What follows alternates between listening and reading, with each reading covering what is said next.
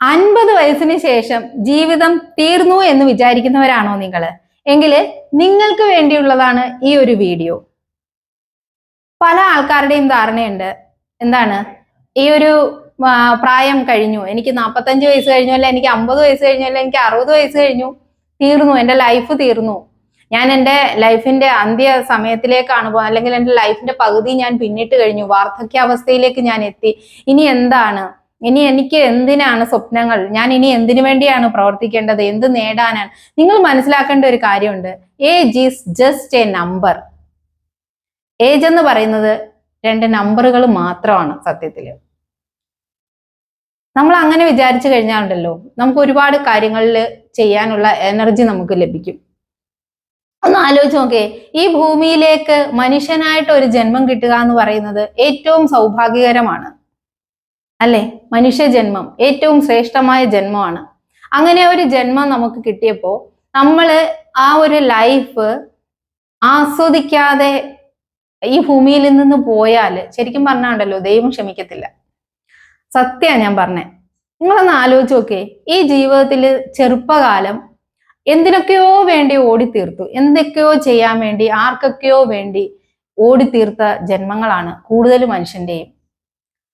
മക്കളെ വളർത്താൻ, അവർക്ക് വിദ്യാഭ്യാസം കൊടുക്കാൻ, പിന്നെ അവരെ വിവാഹം കഴിപ്പിക്കാൻ, അവർക്ക് ഉദ്യോഗം വാങ്ങിക്കൊടുക്കാൻ, പിന്നെ ബന്ധുമിത്രാദികളുടെ പ്രശ്നങ്ങളൊക്കെ പരിഹരിക്കാൻ, ഇങ്ങനെ ഓടി ഓടി ഓടി ഓടി ഓടി ഒരു 50-60 വയസ്സിലേക്ക് എത്തി നിൽക്കുന്ന ഒരു സമയത്ത് വീണ്ടും ചിന്തിക്കുകയാണ്, ഞാൻ ഇനി എന്ത് ചെയ്യാനാ?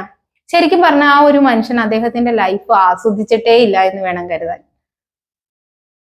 അങ്ങനെയല്ല, ജീവിതത്തിൽ വലിയ വിജയങ്ങൾ നേടിയ പല ആൾക്കാരും 50 വയസ്സിന് ശേഷമാണ്, അല്ലെങ്കിൽ 45 വയസ്സിന് ശേഷമാണ് ജീവിതത്തിലെ പല ലക്ഷ്യങ്ങളും നേടിയെടുത്തതും വലിയ വലിയ സാമ്രാജ്യങ്ങൾ വെട്ടിപ്പിടിച്ചതും.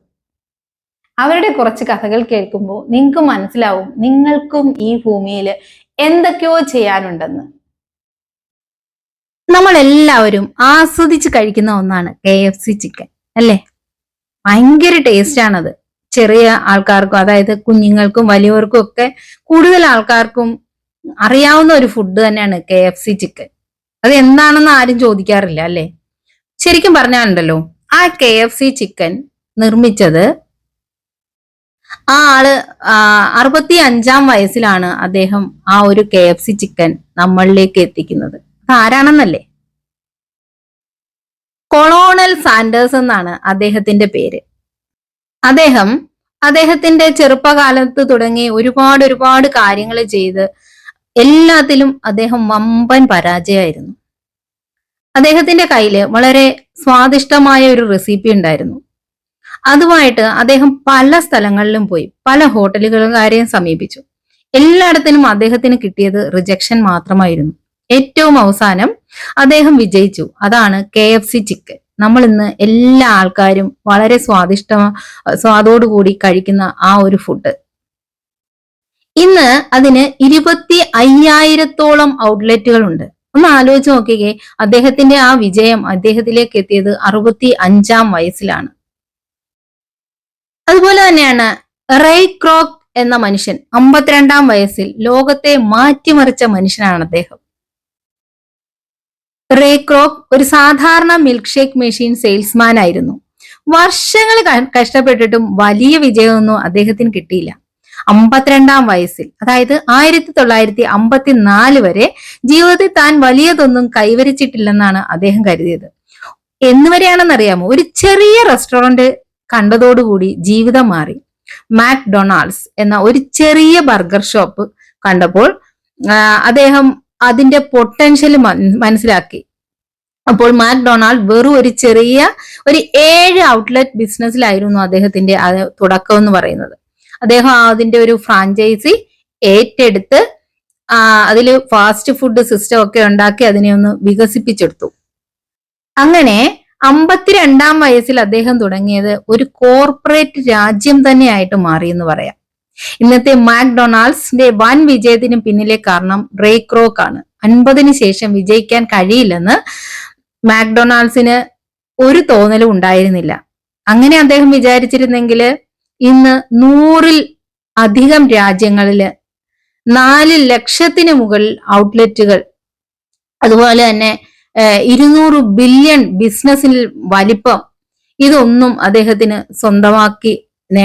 സ്വന്തമായി നേടാൻ കഴിയുമായിരുന്നില്ല. നിങ്ങൾക്ക് 50-നും 60-നും ശേഷം തുടങ്ങാൻ കഴിയുന്ന എന്തെല്ലാം ബിസിനസ്സുകൾ ഉണ്ടെന്ന് ഒന്ന് ആലോചിച്ച് നോക്കുക. നിങ്ങൾക്ക് എന്തൊക്കെ ചെയ്യാൻ കഴിയും, ബിസിനസ് അല്ലെങ്കിലും മറ്റെന്തൊക്കെ നിങ്ങൾക്ക് ചെയ്യാൻ കഴിയും എന്ന് നിങ്ങൾ സ്വന്തമായി ആലോചിച്ച് നോക്കുക. അതുപോലെ തന്നെയാണ് കുടുംബ ജീവിതത്തിന്റെ കാര്യത്തിലും. 50 കഴിഞ്ഞാലും പുതിയൊരു ജീവിതം തുടങ്ങുന്നതിനൊന്നും വലിയ പ്രശ്നമൊന്നും ഉള്ള കാര്യമൊന്നുമല്ല. കുടുംബ ബന്ധങ്ങൾ ശക്തിപ്പെടുത്താനും ഇല്ലെന്നുണ്ടെങ്കിൽ പുതിയൊരു ഒരു പാർട്ണർ ഇല്ലാത്ത ഒരാളാണെങ്കിൽ പുതിയൊരു പാർട്ണറെ കണ്ടെത്താനും ഒക്കെ പറ്റുന്ന ഒരു പ്രായം തന്നെയാണ് ഈ ഒരു 50 വയസ്സ് എന്ന് പറയുന്നത്. 50 വയസ്സ് എന്നത് ജീവിതത്തിന്റെ അവസാനമല്ല, മറിച്ച് ഒരു പുതിയ തുടക്കമാണ്. ചെറുപ്പത്തിൽ ചെയ്യാൻ മടിച്ച പല കാര്യങ്ങളും കാണും. ഈ പ്രായത്തിൽ നിങ്ങൾക്കത് ചെയ്യാൻ സാധിക്കും.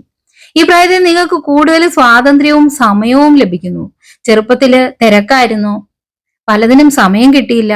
പക്ഷെ ഇപ്പോഴെന്താണ്, നമ്മള് പല ആൾക്കാരും റിട്ടയർമെന്റ് ഒക്കെ നേടി സ്വസ്ഥമായിട്ട് വീട്ടിലിരിക്കുന്ന സമയമാണ്. ഇഷ്ടമുള്ള പ്രവൃത്തികളൊക്കെ ചെയ്യുക. അതുപോലെ തന്നെ ആ കുടുംബ ബന്ധങ്ങളൊക്കെ കൂടുതൽ ഊർജ്ജസ്വലമാക്കാൻ പറ്റുന്ന ഒരു സമയം തന്നെയാണ് ഈ ഒരു 50 വയസ്സ് എന്ന് പറയുന്നത്. കാരണം എന്താണെന്നറിയാമോ, കൂടുതൽ ടൈം കുടുംബത്തോടൊപ്പം ചെലവഴിക്കാൻ കിട്ടുന്ന ഒരു സമയം കൂടിയാണ് പ്രായം ആകുന്ന ഒരു സമയം എന്ന് പറയുന്നത്. പിന്നെ മറ്റൊരു കാര്യമുണ്ട്, ചില ആൾക്കാർക്ക് പാർട്ട്നേഴ്സ് ഉണ്ടാവില്ല. അങ്ങനെയുള്ളവർക്ക് ഒരു പുതിയ പാർട്ട്ണറെ തിരഞ്ഞെടുക്കാൻ പറ്റുന്ന ഒരു പ്രായം കൂടിയാണ് ഈ 50 വയസ്സിന് ശേഷമുള്ള സമയമെന്ന് പറയുന്നത്. ശാരീരികമായും മാനസികവുമായും ആരോഗ്യമുള്ള ഒരു ജീവിതം നയിക്കാൻ ഈ പ്രായത്തിൽ ശ്രദ്ധിക്കേണ്ട ചില കാര്യങ്ങൾ ഞാൻ പറയാം. ആരോഗ്യകരമായ ഭക്ഷണം കഴിക്കുക, വ്യായാമം ചെയ്യുക, മാനസികാരോഗ്യം നേടുക, അതിനായിട്ട് സാമൂഹിക ബന്ധങ്ങൾ സാമൂഹികമായിട്ടുള്ള പല കാര്യങ്ങളിലും ഇടപെടുക, നല്ല ബുക്കുകളൊക്കെ വായിക്കുക. അതുപോലെ തന്നെ സന്തോഷം കണ്ടെത്താൻ വേണ്ടിയിട്ട് നല്ല നല്ല ഹോബികൾ, പുതിയ പുതിയ ഹോബികളൊക്കെ കണ്ടെത്തി അതൊക്കെ ചെയ്തു തുടങ്ങുക. അതുപോലെ തന്നെ യാത്രകളൊക്കെ പോവുക.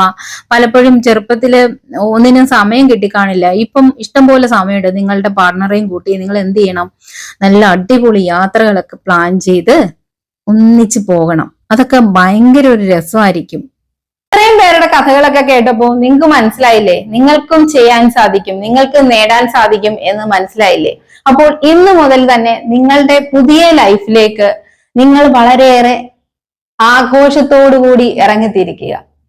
അപ്പോൾ ഈ ഒരു വീഡിയോ നിങ്ങൾക്ക് ഇഷ്ടമായിട്ടുണ്ടെങ്കിൽ എല്ലാവരും എന്റെ ചാനൽ ഒന്ന് സബ്സ്ക്രൈബ് ചെയ്യുക, വീഡിയോ ഷെയർ ചെയ്യുക, എനിക്ക് കമന്റ്സ് ഒക്കെ തരിക. അപ്പോൾ thank you for watching my video.